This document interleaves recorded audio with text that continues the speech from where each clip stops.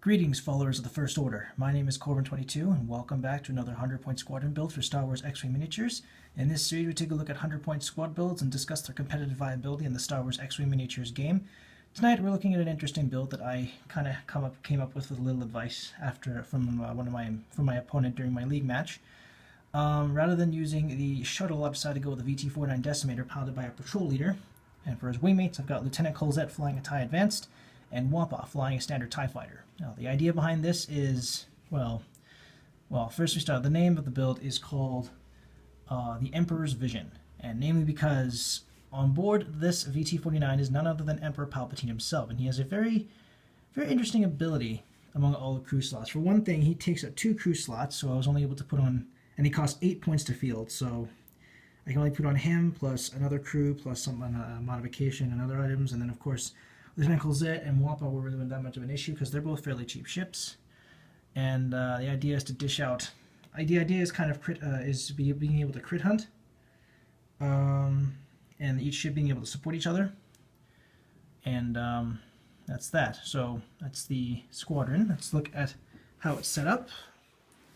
So we've got the patrol leader in the middle here, Colzet on the left, and Wampa on the right. We'll start with the large ship here.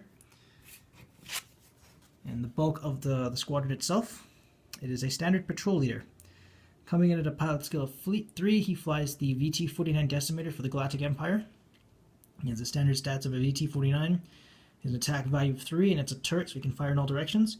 He has an agility value of 0, a hull value of 12, and a shield value of 4. His action bar consists of the focus and target lock actions. Costs 40 points to field. His upgrade bar consists of a warhead, 3 crew slots, and a bomb. He has no pilot ability because he's a common pilot, and but he can take a lot of upgrades for a common pilot, so that helps him out a bit. He also can take an unlisted talent modification I forgot to mention. For his modification, give him a little bit of a burst of speed, giving him an engine upgrade. Coming out a squad point cost of 4, reads your action bar gains the boost action icon. So standard, pretty straightforward. 4 points. The patroller now can take a focus, target lock, and a boost, giving him that extra little burst of distance. For his first crew slot, chosen none other than Emperor Palpatine. Now, this is the first time I've shown this. Came with the Imperial Raider expansion, but he's a very interesting crew to put on. First of all, it costs 8 points. He's probably the most expensive. He's probably the most expensive upgrade to put on a ship. He also takes up 2 crew slots, so he's not only is he pricey, he takes up a lot of space. But given his ability, you can see why. He states, once per round, you may change a friendly ship's die result to any other die result. That die result cannot be modified again. So once per round, Emperor Palpatine is able to change any of his allies' die results into whatever he pleases, once per round. This goes especially well with Wampa, because of Wampa's ability. I'll explain a little bit. For his second crew slot, decided to put Agent Kallus on, because Kallus's ability I thought was a bit underrated, but then I kind of misread his ability. It's actually quite powerful. It pretty much turns the VT-49 into a pseudo Poe Dameron. I'll show you in a bit. Coming in at a squad point cost of 2, it reads, at the start of the first round, choose one enemy ship or any small or large ship. When attacking or defending against that ship, you may change one of your focus results to a hit or an evade result. So Kallus, if you've seen the show Star Wars Rebels, Kallus has a bit of a one-track mind. He focuses at one target until it's completely destroyed or decimated or surrenders or whatever, and then after that he kind of just does his own thing. Kallus is efficient, he's brutal, and he's a very welcome addition in X-Wing, actually. So yeah, because I actually misread this. I thought it's at the start of the first round, it said choose one enemy ship, and I thought, well, wait a minute, doesn't he have to be in range to do that?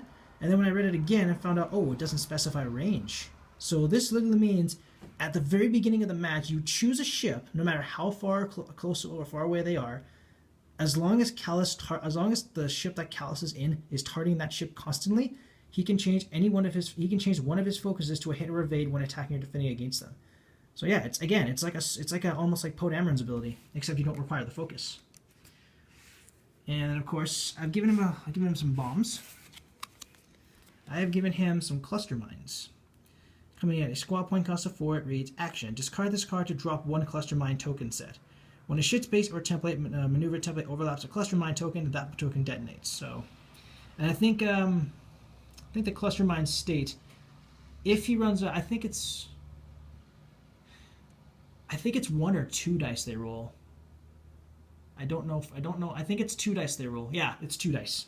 For every cluster mine token they run over, they roll 2 dice, and they suffer every hit damage. They suffer every hit damage that's that's dealt to them, be it hit or critical. So this is good for giving patrol leaders some coverage from behind, just in case someone decides to approach from behind and try and take advantage of him. That being said, he has a turret, so that kind of it could be seen as kind of moot, but this will add some extra damage as to the enemy. Now, moving on to the first escort, we have the heavy ship. We have Lieutenant Colzet. Coming in at a pilot skill of 3, he flies the Sinart Fleet System's TIE Advanced for the Galactic Empire. He has a standard stat of a TIE Advanced. He has an attack value of 2, agility value of 3, hull value of 3, and a shield value of 2. His action bar consists of the Focus, Target Lock, Barrel Roll, and Evade actions. Costs 23 points to field. And his upgrade bar consists of a missile upgrade, as well as an unlisted tile modification. His ability reads, at the start of the end phase, you may spend a target lock you have on an enemy to flip 1 random face-down damage card assigned to it face-up. So Colzet, it's kind of his ability behaves a bit like the R7 Astromech. Only difference being is that rather than using it defensively, Lieutenant Colzet uses it offensively. As long as you have a target lock on the guy, the end phase, you can spend the target lock to flip a random face-down card they have on the target face-up. So it's a bit of crit hunting with him.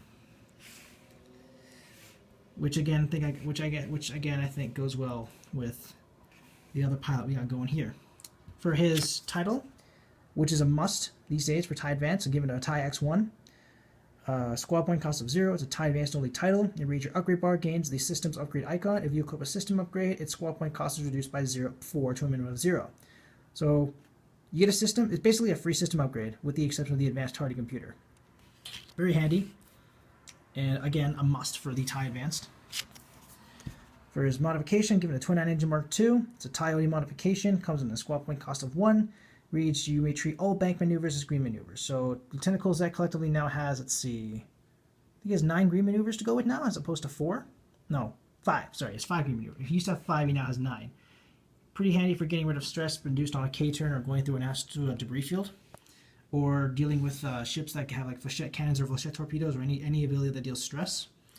Now for the system upgrade I've given him, to complement his ability, I've gone with a fire control system. It comes in at a squad point cost of 2, but with TIE X1 it comes at 0. Reads, after you perform an attack, you may acquire target lock on a defender. So, straightforward. You don't need the target lock right away, but you can take a target lock if you want, attack, and then fire control system gets you the target lock. And then at the end of the round, you can spend that same target lock to dish out some crit damage, thanks to Colzet's ability. So basically, it also allows for some action economy, allowing you to focus more on your focuses, barrel rolls, and evades. And that's that. Now for the other pilot, the other wingmate, we have Wampa. Coming in at a pilot skill of 4, he flies the Sinart Fleet System's TIE Fighter for the Galactic Empire. Standard stats of a TIE Fighter is an attack value of 2, agility value of 3, a hull value of 3, and a shield value of 0. His action bar consists of the Focus, Barrel Roll, and Evade actions. Costs 14 points to field, and can take no upgrades aside from unlisted tile modification. His ability reads, when attacking, you may cancel all dice results. If you cancel a crit result, deal 1 face-up damage to the defender. Or face-down damage to the defender, sorry. This is the bulk, pretty much the whole bulk of the squadron. Wampa here. He is the game changer. He can, if he cancels a crit, he deals 1 face-down damage card to the defender, completely bypassing shields. Emperor Palpatine here can change one of Wampa's results to a crit, and if he cancels it, it's a face-down damage to the enemy. Colzet, if he has a target lock on the same enemy that Wampa attacked, can spend his target lock and turn that damage face-up. So it's crit hunting, but it's also bypassing shields. Because as long as you keep getting crit damage, or if Emperor Palpatine modify Wampa's attack into a crit, into one of Wampa's results into a crit, as long as he cancels that 1 crit, he can deal a face-down damage to the defender, bypassing shields entirely. Then Colzet can turn that damage card face-up. To give him some last ability, I've given him a hull upgrade. Squad 1 cost of 3, it increases your hull value by 1. That means Wampa now has a hull value of 4. So he'll be able to take that 1 extra hit, which will help him out a little bit. It's a bit cheaper than a shield upgrade. Could have given a shield upgrade, but I was a little strapped for points, and plus with this build I have in mind here, you get initiative because it comes to 99 points. But enough of that. That's the squadron in its build. I'll return just a second to show exactly how to put it into action. Okay, everything in place. Let's just say for this example, the ships have taken their moves and have taken their actions. They're all ready to fire. We have all of my ships here converging on Boba Fett, the scum Boba Fett, not the Imperialist Boba Fett, for this example. So he's going to get the ability where if he's within range 1 of another enemy ship, he gets a reroll. And since he's got the highest pilot skill, he's going to be shooting first. We're going to have him shoot at the VT-49 at range 1. And he's got a focus modifier going for him. And the VT has no agility, so he can't roll defense dice. Oops. Okay, he's got 2 hits and a crit. He's going to reroll his blank. That's nothing. So 3 shields off of Colzet here, or off of the patrol leader. Now it's Wampa's turn to attack. Wampa is at range 1. He's going to get 3 dice. Boba Fett's going to have 2, and he has a focus modifier. Okay, now here's how this works. I have 1 hit and 2 blanks. I'm going to Emperor Palpatine this result. Use Emperor Palpatine to modify this result to a crit. And then I'm going to have Wampa cancel that result. Deal 1 face down damage to Boba Fett, completely bypassing his shields. Now we're going to have the patrol leader attack next. He's going to be at range 1. So he's going to get 4 dice, and Boba's going to get 2. Probably should have rolled Boba's dice. Let's go roll Boba's dice. Yeah, Boba would have taken the hit anyway. So, patrol leader is going to get 4 dice.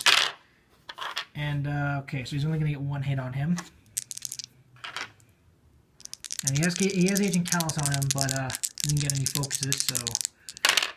Oh, and he takes a hit. That's a shield off of him.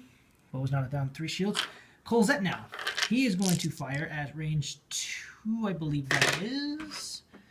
Don't quote me on that just yet. Yeah, it's range 2. So he's going to get 2 dice. 2 dice versus 2. Colzet has a focus modifier. And he's going to change that, use his focus to change that to a hit. Boba Fett rolls.